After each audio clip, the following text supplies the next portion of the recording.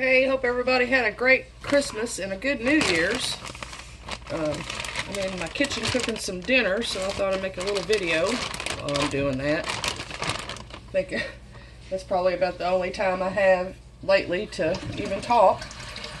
Since I got back from my little Christmas vacation, I've had to do like a week's worth of work in 2 days, and then I had New Year's, and I had to have a Christmas gathering with some of my friends, and it's just been totally hectic and totally busy. So I'm glad to be back home. Today's New Year's Day. Happy New Year, everybody. So I can get back to some normalcy tomorrow. I'm making a little fried chicken tonight, but I just wanted to make a video about the narc abuse topic again. I think over my Christmas vacation, I sort of realized I had some feelings come up from my childhood. I think a lot of us that have been through narcissistic abuse, we have in our childhood had to walk on eggshells a little bit, trying not to upset certain people in the family, and probably had a family member close to us, such as a parent, that really wasn't emotionally available, and just things like that. And sometimes when you can get around your family, especially at the holidays, that can sort of bring those feelings back.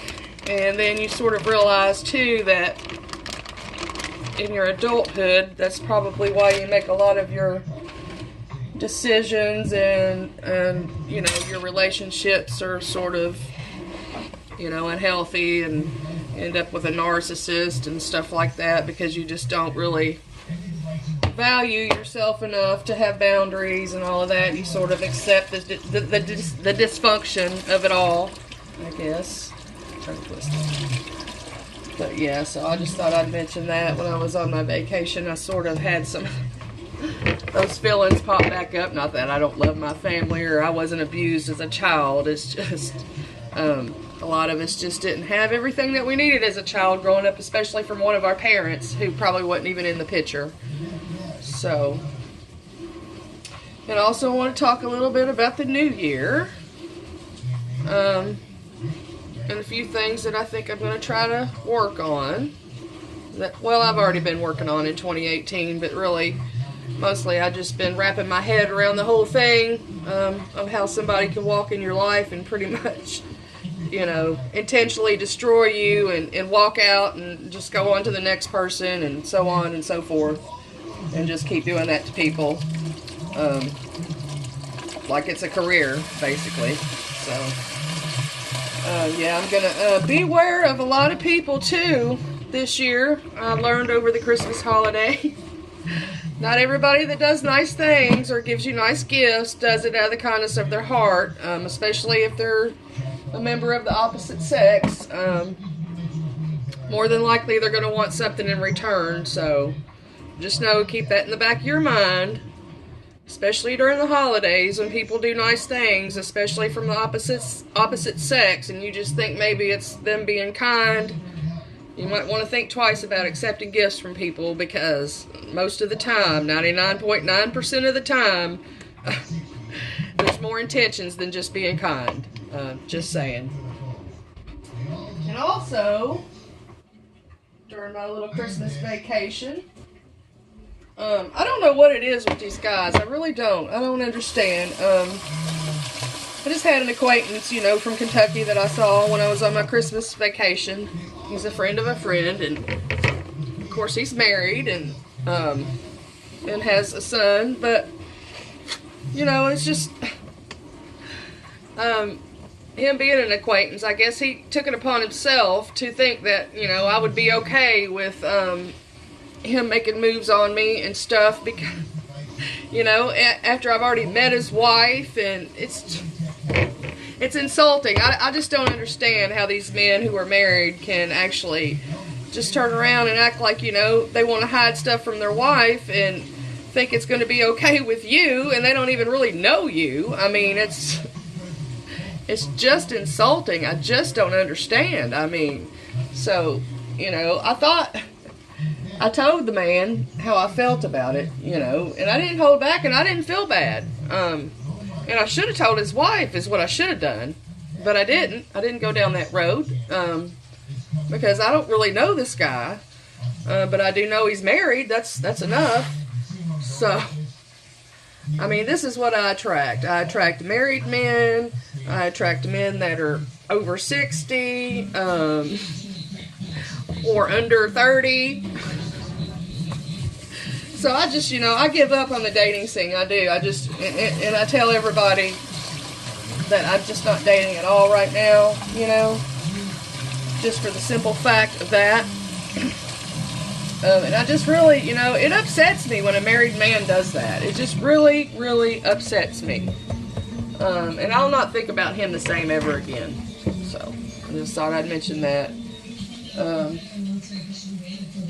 I spent the night in last night, as a matter of fact, on New Year's Eve, and had a nice bottle of wine by myself. And I was totally fine with it, because I just didn't want to get out much and drive with the roadblocks and everything, and it's just, the weather was bad, and I had people over the previous night, and everything else that had been going on, working my butt off, so I just stayed in, and it's better than last year.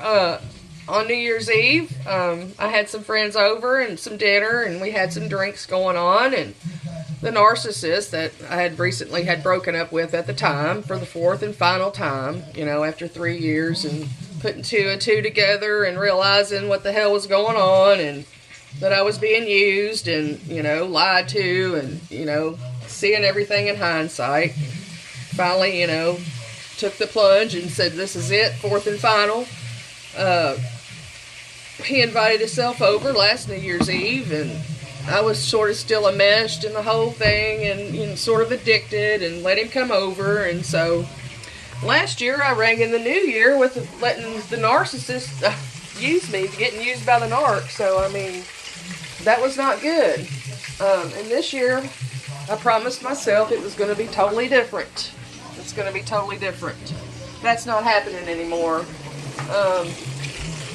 I will not allow anybody in my house, number one, under false pretenses. I'm so careful about that now. I'm going to beware of the liars. I'm going to expose liars. If, I find out they're lying to me, I should have exposed the married man. But, I do believe, you give somebody the benefit of the doubt once. If you see a red flag more than once, 2 or 3 times, I think that's ample warnings to just say, hey, just back up and move on. Just keep it moving. So I just wanted to mention that as well. I'm just going to be very leery of people and their intentions in the new year. I'm going to try to be happy no matter what my circumstances might be. I've had a little issue with that lately. But over the holiday, I've had a lot of time to think, a little time off, and I've really enjoyed that. So, I mean, it's just been wonderful. I was almost as happy as a narc, I guess, would be if he found some new supply with a nice, clean body, mind, and soul to destroy. I've been pretty happy over the past couple of weeks. So, Christmas was good, and I just hope the New Year's just as good, because 2018 was not good. It just wasn't. At the beginning of 2018, I was just, getting out of that bad relationship with the narcissist after 3 years, and I swear it's taken me all year just to try to wrap my head around it and recover and, gain some self-esteem back and try to find out who I am a little bit. And it's taken every bit of a year, and I'm still going to take my time.